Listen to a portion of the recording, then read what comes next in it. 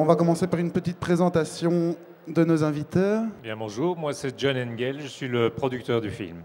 Le film c'est Vampire. Moi je suis Pierre Launier et j'interprète le rôle de Samson. Carlo, donc le père de ce jeune garçon. Vera et je suis Bertha, donc la maman de cette chose-là.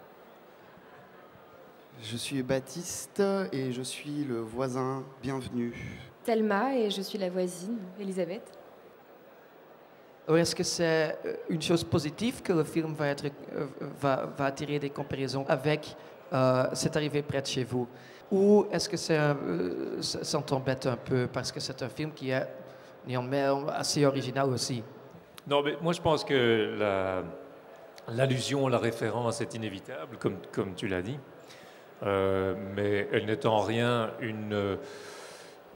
ce n'est pas un fardeau, puisque de toute façon, C'est arrivé près de chez vous est un grand classique et c'est, je dirais, notre fierté de pouvoir entendre l'association, mais en même temps, on est carrément dans la section comique avec ce film-ci et pas. C'est arrivé près de chez vous est évidemment plein d'humour, mais je veux dire, ici, on est plus carrément dans la comédie. Il n'y a pas un effort à essayer de refaire C'est arrivé près de chez vous, ni de choquer les gens de la même manière. Il y a certainement un héritage de cette école-là, et il y a l'héritage de Striptease aussi, l'émission Striptease en particulier. Donc il y a cette approche faux documentaire qui est assez populaire en Belgique, il faut bien le dire.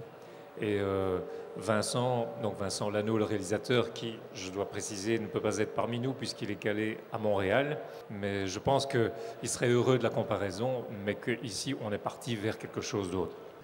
On a parlé au début du film de la direction d'acteurs, donc on disait que vous étiez fort libre, que vous aviez pas mal de liberté. Eh ben, Vincent a vraiment fait un chouette travail avec nous, c'est-à-dire on s'est tous réunis en fait pour évidemment construire ces personnages qui n'existaient que dans la tête de Vincent. Et en même temps, ils existaient, mais dans des formes que lui avait imaginées. Il nous a vraiment laissé carte blanche. Et on a d'abord trouvé des noms, des façons de se comporter. On n'a même pas cherché à faire des voix. On n'a pas essayé de ressembler à des vampires qu'on a déjà vus. En fait, c'est simplement des personnages qui nous faisaient marrer, quoi. On n'a pas de barrière, qu'on peut faire exactement ce qu'on veut. Puisque Vincent est quelqu'un aussi de super délirant. Donc on a vraiment pu aller très très loin. Et on s'est bien amusé, quoi. Toutes les propositions qu'on a eu envie de faire, et Dieu sait qu'il y en a, parce que des vampires projetés au XXIe siècle à Bruxelles, bon voilà, ça laisse la porte ouverte. Du coup, dès que nous, on avait des envies de scène, des idées, on pouvait les essayer, et puis d'idée en idée, on partait sur autre chose, et tout était permis, en fait, vraiment, quoi. Et au final, c'est Frédéric, la monteuse, qui construit le film vraiment avec Vincent en choisissant les séquences. Et ça veut dire que le personnage qu'on crée se crée aussi par le montage que fait Frédéric et au fur et à mesure du film. Il y a des anecdotes qui sont très, très bêtes, en fait, hors contexte, mais par exemple, comme c'est de nouveau un film avec peu de moyens, et comme on tournait la nuit, et donc parfois on dormait sur place, et donc dans la chambre où il y a les cercueils, et ben on les écartait un peu, on mettait notre sac de couchage, et on dormait à côté des cercueils.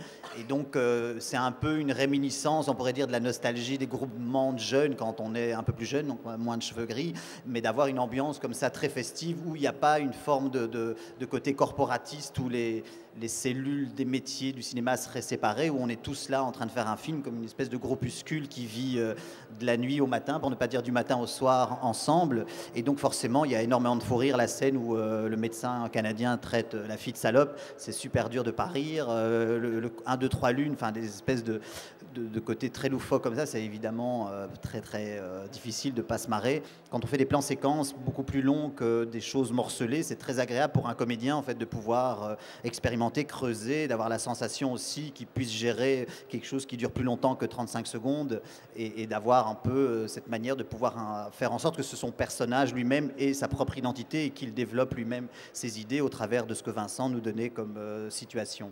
On a reconnu Julien Doré dans le film, mais pourquoi et comment Julien Doré, enfin, dans quel but et comment ça s'est fait?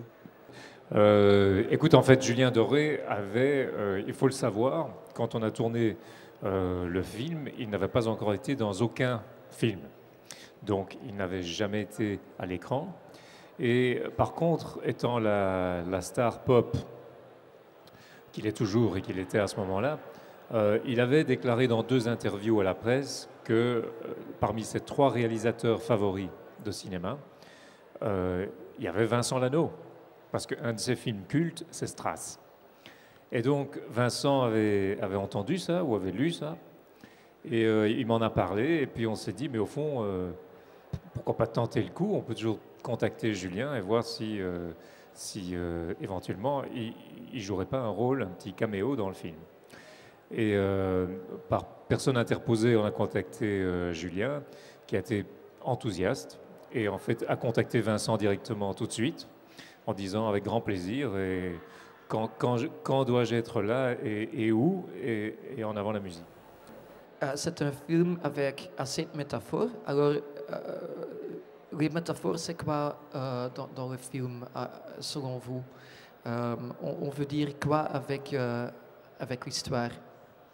Ben déjà, si Belgique. simplement on décale, on décale par exemple la réalité d'un être humain normal à tout d'un coup une famille de vampires. Et par exemple ici, quand il y a les gosses, je sais qu'il y a des gens qui sont sortis de la salle au moment où il y a la scène avec le handicapé, et donc Pierre qui est là avec l'autre personnage, tout d'un coup font des bêtises avec ce handicapé. Mais de la même manière qu'un gosse normal ferait une bêtise en prenant la bagnole de ses parents et en allant la cracher. Et d'ailleurs, quand mon personnage de père arrive et qu'il les engueule, c'est comme si tout d'un coup cette réalité était décalée de leur vécu à eux. Quand la fille, par exemple, fait sa crise et elle veut devenir une humaine, peut-être qu'aujourd'hui, justement, dans l'état des choses normales, les êtres humains sont en manque de rituels, en manque de transcendance, et on cherche tous une espèce d'envie d'éternité, de la même manière qu'on a envie que les chouettes moments durent. Et ici, tout d'un coup, on a ce personnage qui est dans une espèce de tristesse, parce que tout d'un coup, elle dit qu'elle ne ressent rien, alors que d'un autre côté de la barrière, on pourrait dire magnifique de pouvoir avoir l'éternité. Et donc, finalement, en racontant une histoire décalée d'une famille de vampires, on raconte simplement la vie, et on raconte aussi les injustices. Quand on ose faire des mauvaises blagues par rapport à la condition du noir sans papier qu'on vient nous livrer, au Canada, l'idée de supprimer les vieux, etc., c'est quand même une manière de parler de notre société actuelle en disant quand même, c'est un peu parfois exagéré, mais on ne le voit même plus, on n'a même plus un regard là-dessus. À la scène avec l'handicapé, les personnes qui s'épouvantent par rapport à ce qu'on voit, ce que Vincent répondait, c'est « oui, mais vous avez manqué ce qui était vraiment horrible. C'est le fait qu'il dit qu'on l'avait abandonné devant l'hôpital. Il faut faire attention à ce qu'on interprète et à ce qu'on voit. Et il faut aussi comprendre ce que le film peut dire ou veut dire à ces différents niveaux. Qu'est-ce que ça apporte en fait le fantastique dans ce genre de film ? Un jour, Peter Brook disait, quand on fait un projet de spectacle, il faut un équilibre. Si on fait quelque chose de trop militant, ça ne marche pas. Si on fait quelque chose de trop spirituel, ça ne marche pas. Si on fait quelque chose de trop engagé, ça ne marche pas. Il faut toujours trouver un équilibre. Et souvent, ce qu'on raconte dans l'intérieur de l'idée de l'identification, de la personnification du personnage, c'est que quand on trouve un vecteur décalé, on peut parler de propos beaucoup plus graves parce qu'on a décalé la ligne de la réalité. Est-ce que vous avez eu beaucoup de difficultés à avoir l'argent rassemblé? En fait, le film s'est démarré grâce à une aide, grâce à une subvention de la communauté française de Belgique, qui a contribué une aide à la production de... on ne va pas rentrer dans les détails, mais une petite somme qui est pour les œuvres expérimentales et qui nous a permis qui a permis au film de se démarrer et de se tourner. Par après, afin de pouvoir continuer de tourner le film et de le finir, de faire toute la post-production, il y a eu question de trouver des fonds privés, directs, un apport du producteur et une coproduction avec Belgacom. Belgacom qui est notre partenaire et qui sort le film donc en VOD.